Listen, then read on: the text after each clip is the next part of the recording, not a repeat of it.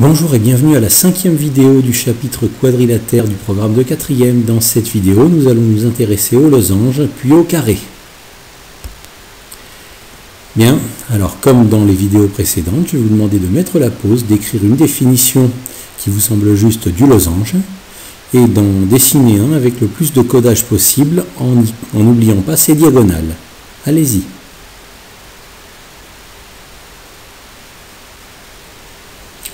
Donc, comme on le voit dans le schéma qui est dessiné à gauche, l'arbre des quadrilatères, le losange il est au-dessus du parallélogramme, donc c'est un parallélogramme auquel on a rajouté quelque chose. Un parallélogramme à deux couples de côtés opposés égaux, là on demande que les quatre côtés soient égaux. Pas seulement deux couples de côtés opposés, mais les quatre côtés soient égaux. Donc un losange c'est un quadrilatère qui a quatre côtés de même longueur. On aurait pu l'obtenir du cerf-volant, on voit deux côtés égaux d'un côté et deux côtés égaux de l'autre côté du cerf-volant, et on demande cette fois que tous les côtés soient égaux. Donc quatre côtés de même longueur, et ça nous donne tous ces codages-là, parce que, en fait, un losange, c'est un parallélogramme cerf-volant, et que ses propriétés, ce sont celles du parallélogramme combinées à celles du cerf-volant, combinées au fait qu'il ait quatre côtés égaux, comme c'est codé ici. Donc, passons en revue les propriétés du losange. Pourquoi c'est un parallélogramme? Parce qu'il vérifie évidemment une des propriétés du parallélogramme. Alors, quand on passe en revue les propriétés du parallélogramme, quelle est celle qui correspond le mieux à la définition du losange? Et on peut se dire que s'il a quatre côtés de même longueur, en particulier les côtés opposés sont de même longueur, donc c'est vrai que les côtés opposés sont de même longueur, et si une propriété du parallélogramme est vraie, donc elles sont toutes vraies. Un losange est un parallélogramme, donc toutes les propriétés que je vous avais montrées sur le parallélogramme sont vraies pour le losange. Les diagonales se coupent en leur milieu, les angles opposés sont égaux. Tout ce qui vient du parallélogramme est forcément vrai pour le losange. Dans l'arbre des quadrilatères, tout ce qui est vrai pour les quadrilatères du bas est vrai aussi pour ceux du haut. Un losange, c'est un cerf-volant, puisque s'il a quatre côtés égaux, en particulier les deux côtés du haut sont égaux et les deux côtés du bas sont égaux. On a bien deux triangles isocèles à coller l'un à l'autre par la base. Donc un losange c'est un cerf-volant et les propriétés du losange ce sont celles du parallélogramme combinées à celles du cerf-volant. Le problème c'est que dans le cerf-volant on avait vu qu'il y avait une diagonale principale et une diagonale auxiliaire. Et bien là les deux diagonales jouent le rôle de diagonale principale ou de diagonale auxiliaire. Donc forcément, on ne va pas faire de différenciation dans le losange entre diagonale principale et diagonale auxiliaire, comme on la faisait dans les cerfs-volants. D'accord? Et donc forcément, les diagonales du losange sont toutes les deux médiatrices l'une de l'autre. Ça veut dire que la diagonale AC est médiatrice du segment BD, et aussi que la diagonale BD est médiatrice du segment AC. Donc elles se coupent en leur milieu, sont perpendiculaires. Et les diagonales du losange sont aussi bisectrices des angles qu'elles coupent, parce qu'on avait vu que dans le cerf-volant, seule la diagonale principale était bisectrice, et là, on peut voir ça comme un cerf-volant des deux côtés. Donc les deux diagonales peuvent être considérées comme des diagonales principales, et donc les deux diagonales sont bisectrices des angles qu'elles coupent. Voilà pour ce qui est des propriétés du losange. Je vous rappelle que ça vous en fait beaucoup, puisqu'il y a toutes les propriétés du parallélogramme que je n'ai pas rappelées ici. Voilà. L'aire du losange, maintenant. Vous avez deux manières de calculer l'aire du losange. La première, c'est comme un parallélogramme, hauteur fois côté correspondant. Vous imaginez que le losange est un bâtiment, que l'un des côtés c'est le sol, et vous faites la perpendiculaire pour avoir la hauteur. Hauteur fois côté correspondant, ça vous donne bien l'aire du losange, puisque c'est un parallélogramme. Et la deuxième formule d'aire, 1/2 fois diagonale fois autre diagonale, c'est-à-dire vous multipliez les deux diagonales et vous divisez par 2, ça vient du cerf-volant. Cette deuxième formule d'aire, en fait, c'est la formule d'aire du cerf-volant. C'est la formule d'aire de n'importe quel quadrilatère qui a de ses diagonales perpendiculaires, d'ailleurs. Là, je suis très hors du programme en vous disant ça, mais n'importe quel quadrilatère qui a ses diagonales perpendiculaires, on peut calculer son aire en faisant la moitié d'une diagonale fois l'autre diagonale. En particulier, pour le losange, vous pouvez faire comme ça, et ça vous donne l'aire du losange. Ça peut être utile dans certains exercices de connaître cette formule-là. Maintenant, comment prouver qu'un quadrilatère est un losange? Si vous avez un quadrilatère dans un exercice, on ne vous dit pas que c'est un losange et on vous demande de prouver que c'en est un. Mais en fait, je vais vous donner deux idées générales. Premièrement, prouver que c'est un parallélogramme qui a quelque chose en plus du losange, ou alors prouver que c'est un cerf-volant qui a quelque chose en plus du losange. Par exemple, voilà, on prouve que c'est un parallélogramme. Si on va du côté parallélogramme, prouvons que c'est un parallélogramme et qu'en plus, il a quelque chose que les parallélogrammes ordinaires n'ont pas, mais que les losanges ont. Donc vous pouvez, si vous avez à prouver qu'un quadrilatère est un losange, prouver que c'est un parallélogramme qui en plus a, qu'est-ce que vous pourriez dire que les autres parallélogrammes n'ont pas? Vous pouvez dire qui en plus a des diagonales perpendiculaires.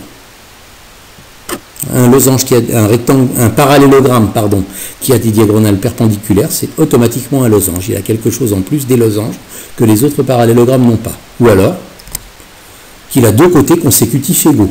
Un parallélogramme n'a pas deux côtés consécutifs égaux. Si par hasard il en a un, comme les opposés sont aussi égaux, c'est forcément un losange.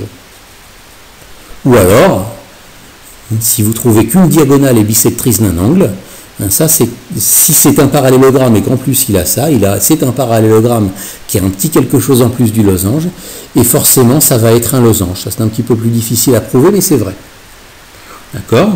Deuxième méthode, si vous avez à prouver qu'un quadrilatère est un losange, vous prouvez que c'est un cerf-volant qui a un petit quelque chose en plus que les autres cerfs-volants n'ont pas.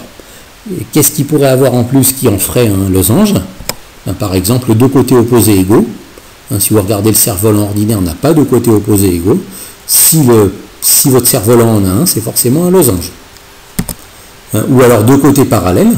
Le cerf-volant n'a pas de côtés parallèles. Si par hasard il en a, si par hasard vous avez un cerf-volant qui a deux côtés parallèles, c'est forcément un losange. Ça se démontre assez difficilement avec des égalités de triangles qui ne sont pas au programme, ou alors avec d'autres astuces.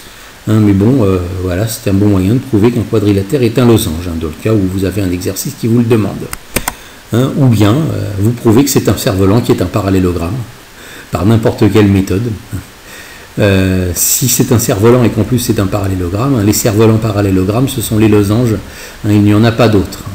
Voilà, bon, ça évidemment, comment, si vous avez un exercice où vous devez prouver qu'un quadrilatère est un losange, comment vous allez faire? Eh bien, vous allez vous adapter aux données de cet exercice. Vous allez voir si les données de cet exercice vous parlent de diagonale, ou si elles vous parlent d'angle, ou si elles vous parlent de côté. Et en fonction de ces données, vous choisirez une méthode ou une autre. Voilà pour ce qu'il y avait à dire sur le losange. Maintenant, passons au carré. Le carré qui est au sommet de la hiérarchie des quadrilatères, qui est le quadrilatère qui a le plus de propriétés. En fait, le carré, il a les propriétés de tous les autres quadrilatères. Toutes les propriétés que j'ai énoncées dans toutes les vidéos précédentes sur les quadrilatères sont forcément vraies pour le carré, parce qu'un carré, c'est tout à la fois, un rectangle, un losange, un parallélogramme, un cerf-volant. Vous voyez d'ailleurs sur le schéma que le carré, pour arriver au carré, je peux partir du rectangle, je peux partir du losange et monter, et je rejoins. Donc partant de là, quelle définition je proposerai pour le carré?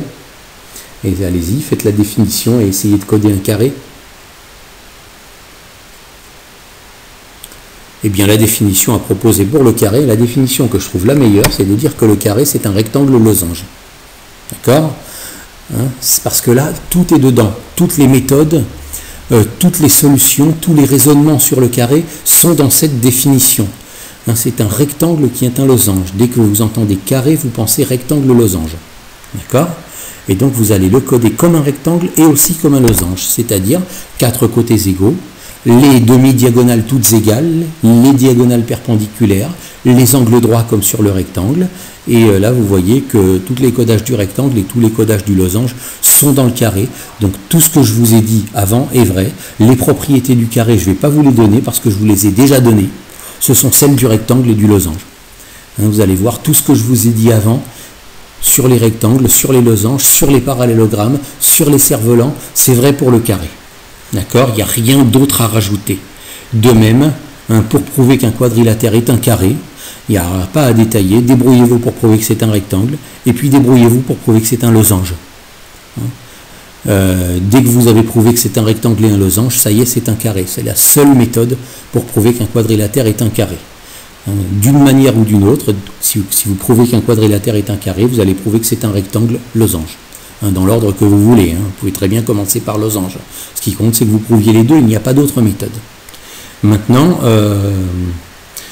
l'aire du carré, là non plus, il n'y a rien à dire. Vous aviez les deux formules de l'aire du losange, elles sont valables pour le carré. Donc, si on vous demande de calculer l'aire du carré, vous pouvez soit faire hauteur fois côté correspondant, là vous retrouvez le côté par côté que vous avez appris à l'école primaire pour l'aire du carré. Vous pouvez soit, comme c'est un losange, la formule 1/2 fois diagonale fois autre diagonale est tout aussi valable et vous donnera aussi l'aire du carré. D'accord? Donc c'est bien, pour le carré, il n'y a rien à rajouter, c'est toutes les propriétés précédentes, y compris la formule de l'aire, y compris la manière de prouver que c'est un carré.